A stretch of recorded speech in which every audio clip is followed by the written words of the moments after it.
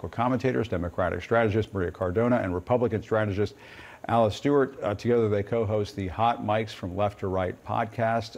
Maria, was this a missed opportunity? The president handled the Republicans fairly well, by all accounts, on the night of the State of the Union. Why not Fox? You know, I do believe that he could have handled anything. He was incredible the night of the State of the Union, and I think he showed that he can handle anything that is thrown his way, including a Fox interview. But look, the fact of the matter is that Fox News, for a very long time now, is not on the level. And I don't think that this was ever going to be a real interview.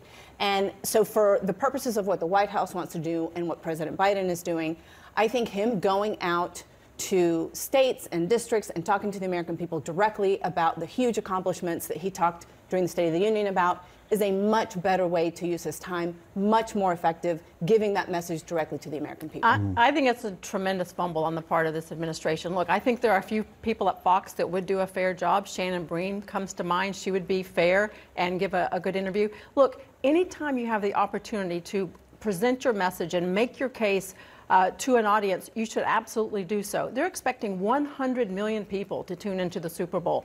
These are not just Fox News viewers. These are middle America people. These are undecided voters. These are people in states where he really needs to get his message out to. So the fact that he would not sit down to do this interview, I think he's missing a great chance to really get his case out there. If he wants to run on his record, this is a great time to debate it. Maria, let me ask you, speaking of the former president who didn't do NBC, right? Exactly. He didn't do NBC during one of those Super Bowls. But we saw, I mean, Trump was really looming over a lot of the news this week, starting with the State of the Union.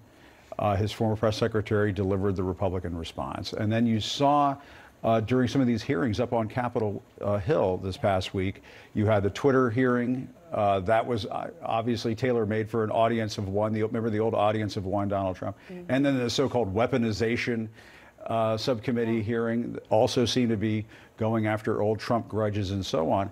And I just wondered, is this what Democrats were hoping for? Well, it is certainly the reality that Trump, and specifically Trumpism, is dominating the current Republican Party, and especially the Republican Party that is now has control of the House of Representatives. And we saw it when it took Kevin McCarthy 15 times to get the speakership, and each and every single time he had to sell out and, you know, put together a corrupt bargain each and every time, because the MAGA extremists did not think that he was MAGA extremist enough. So he had to prove them otherwise. But I do think that it's dangerous moving into the presidential election in 2024, because I know so many people, including my dear friend Alice, would love that the Republican Party is turning the page on Trump to be true. I don't see that being true yet. And yes, he certainly has been diminished. He certainly has, you see it in polls, apparently. But you also see that so many people are getting ready to jump into this race. And the more people that jump into this race, the more it benefits Trump.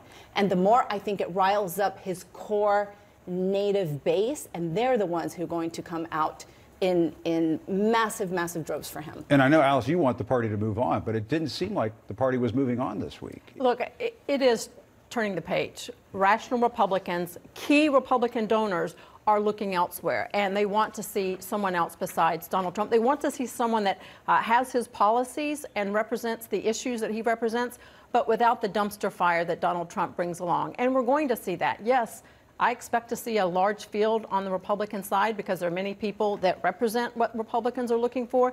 Nikki Haley is expected to get in this week, and I think that's good. I think a robust, healthy primary is a good thing. And my message to anyone who's thinking about getting in against Donald Trump, let the vetting begin. Fight to win and coalesce in the end. Coalesce away from Donald Trump, because we need all of those Republicans that are not Donald Trump to get together and get behind one person in order to beat him in the primary. He's got a strong base, but the Republican nominee needs to keep his base on board, broaden the electorate in order to take on what appears to be Joe Biden. The problem is that Republican donors are very different from the core of the voters that have become the Republican Party.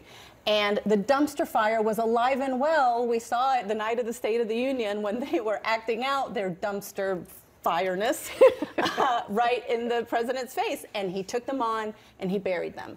And so I think for the presidential, on behalf of the Republican Party, Alice, you know that the more people you all have running in the primary, the easier it is going to be for Trump to win, because he didn't win with a majority in 2016. He doesn't need to win with a majority this time around. And that's what's going to happen. Again, I expect to see a large number of people get in. We've heard and seen all of the names of people out there. But look, you have to remember, right now it's very early.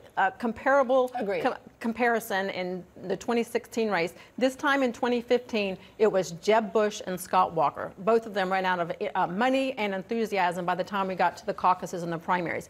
This is very early. A lot of the names we're talking about now probably are not going to make it in the end, but the polls show that if we get at least the top 2 or 3 behind Donald Trump and all of their supporters behind them, they'll have more of a opportunity to beat Donald Trump and in turn beat the Democrat. All right, we'll have to keep an eye on that. See.